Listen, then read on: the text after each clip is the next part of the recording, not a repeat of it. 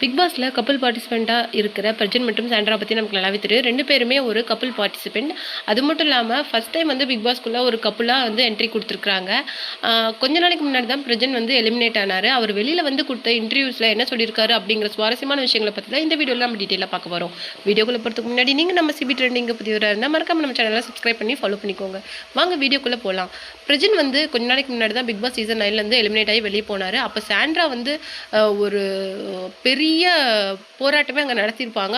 அது பார்க்கவே ரொம்ப அழகாக இருந்திருக்கும். பிகாஸ் அவங்க வந்து அவரை எவ்வளோ மிஸ் பண்ணாங்க அப்படிங்கிறது அவங்களுடைய அழுகையிலே நல்லா தெரிஞ்சிருக்கும். பட் அதுக்கு நிறைய எதிர் விமர்சனங்கள் தான் வந்திருக்குது. இது ரொம்ப ட்ராமேட்டிக்காக இருக்குது, இதை வந்து பேசி வச்சுட்டு பண்ணுறாங்க அப்படின்னு சொல்லிட்டு நிறைய இருந்தது. பிரஜன் தன்னோட இன்டர்வியூவில் என்ன சொல்லியிருக்காருன்னு சொல்லிட்டு பார்த்தீங்கன்னா, நான் சாண்ட்ரா திவ்யா 3 பேருமே நல்ல ஃப்ரெண்ட்ஸ். கிட்டத்தட்ட நாங்கள் ஒரே கப்பில் 3 பேரும் காஃபி குடிப்போம். அந்தளவுக்கு நாங்கள் ரொம்ப நல்ல ஃப்ரெண்ட்ஸு. அது மட்டும் இல்லாமல் என்கிட்ட நிறைய பேர் கேட்டாங்க ஒரு விஷயம். இப்போ வந்து ரம்யா பாருக்கிட்ட போய் சாண்ட்ரா திவ்யாவை பற்றி தப்பாக சொல்கிறாங்க. பட் திவ்யா வந்து அந்த மாதிரி பண்ணலை.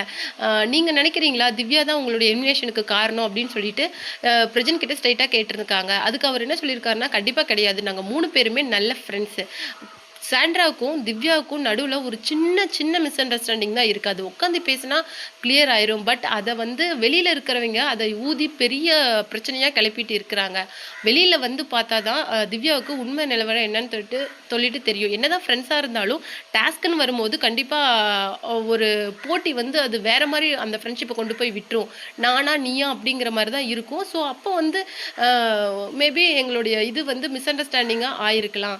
நான் எலிமினேட் ஆனதுக்கு திவ்யா கண்டிப்பாக காரணமே கிடையாது. அது மட்டும் கிடையாது, பிக் பாஸ் சீசனுக்கு வரத்துக்கு அவங்க வந்து எங்களை கேட்டப்போ நாங்கள் 2 பேருமே பயங்கரமாக யோசித்தோம். ஏன்னா கிட்டத்தட்ட நாங்கள் 2 பேருமே உள்ளே போயிட்டா எங்கள் குழந்தைங்களை யார் பார்த்துக்குவா, ஒரு ஃபினான்ஷியல் ஸ்டெபிலிட்டி வேணும் அப்படின்னு சொல்லிட்டு அந்த கிட்டத்தட்ட ஒரு 20 டேஸில் நான் எல்லாமே ரெடி பண்ணி வச்சுட்டு போனேன்.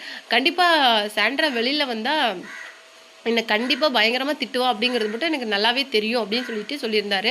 அது மட்டும் கிடையாது, அங்கே உள்ள நடக்கிறது எல்லாமே ஒரு மிஸ் அண்டர்ஸ்டாண்டிங் தான். கொஞ்ச நாள் போக போக அவங்க வந்து ஒரு ஃப்ரெண்ட்ஸ் இது ஒரு டிவி ஷோ அப்படிங்கிறதையே மறந்து ரொம்ப அந்த டாஸ்க்கை ஜெயிக்கணும், இந்த இதை வின் பண்ணணுங்கிற பேட்டில் இறங்கிடுறாங்களோ அப்படின்னு சொல்லிட்டு எனக்கு தோணுது. மற்றபடி அங்கே இருக்கிறவங்க ஒருத்தருமே ஃப்ரெண்ட்ஸ் தான். அங்கேருந்து வெளியில் வந்த அப்புறமும் அந்த ஃப்ரெண்ட்ஷிப்பையும் சரி கான்டாக்ட்ஸையும் சரி கண்டிப்பாக அவங்க மெயின்டைன் பண்ணுவாங்க.